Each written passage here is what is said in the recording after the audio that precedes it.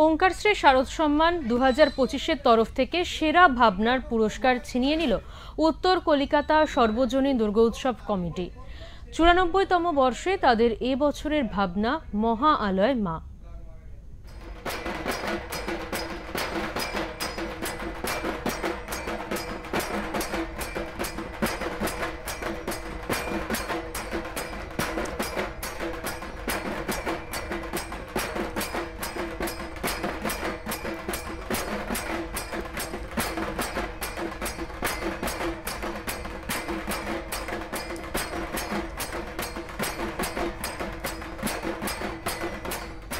দুর্গাপুজো মহালয়ার দিন থেকে শুরু হয়, তবে মহালয়ার সকালে বীরেন্দ্র কৃষ্ণ ভদ্রের সেই মহালয়া না শুনলে বাঙালির দুর্গাপুজোর ফিলিংসটাই যেন আসে না।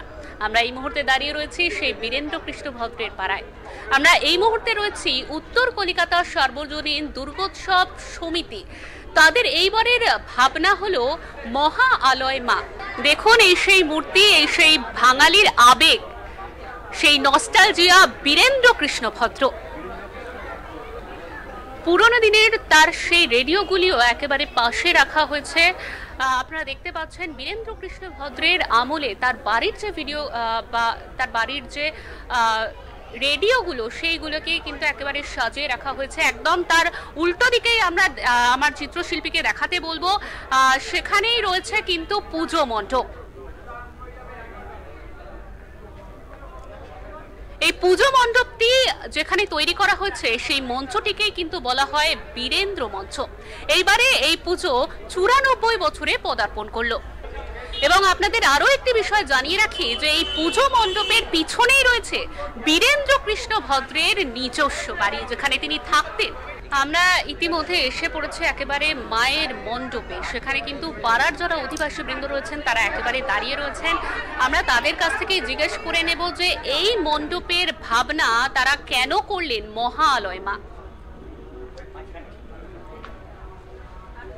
এই মণ্ডপের যে ভাবনা আপনারা বানিয়েছেন মহা আলয় মা, এই ভাবনার পিছনে কি ভাবনা রয়েছে যার জন্য আপনারা এই থিমটাকেই বেছে নিলেন এই বছরের জন্য?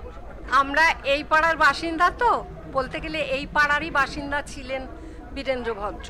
তা যখন আমরা ভেবেছি তখন এই বীরেন্দ্র মঞ্চ পেছনে রয়েছে, সেই আঙ্গিকেই এই প্ল্যাটফর্মটা করা হয়েছে বা থিমটা বানানো হয়েছে। এবং সবচেয়ে বড় কথা, উনি যে এত বড় মাপের মানুষ ছিলেন, সেই হিসেবে ওনাকে এইভাবে শ্রদ্ধাঞ্জলি দেবার কথা অন্য কেউ ভাবেনি, যা আমাদের শিল্পী ভেবেছিলেন। আর আমি এই পাড়ার একদম জন্ম আমার এখানে, আমি এই পাড়াতেই বড় হয়েছে, বিয়ের পরেও এখানেই থাকি। আর আমার বয়স এখন বর্তমানে 68 বছর। তাই আমি বীরেন্দ্র ভদ্রকে দেখেছি, ওনাদের একজনের মানে ওনার দিদির মন্দির এই বলরাম ঘোষ স্ট্রিটেই কালী মন্দির। উনি এখান দিয়ে যেতেন, রামধন মিত্তির লেন থেকে বেরিয়ে বলরাম ঘোষ স্ট্রিটে আসতেন। আপনাদের নিশ্চয়ই ভালো লেগেছে।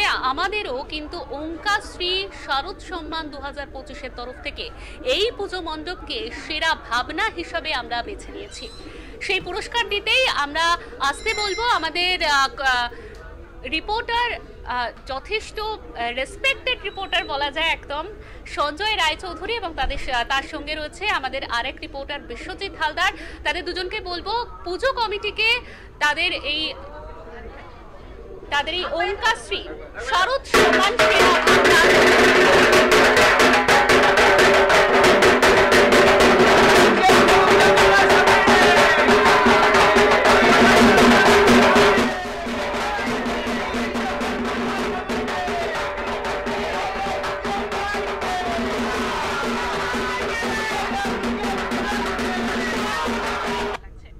এটা তো মানে বলে বোঝানোর মতো নয়, অসাধারণ এক মুহূর্ত।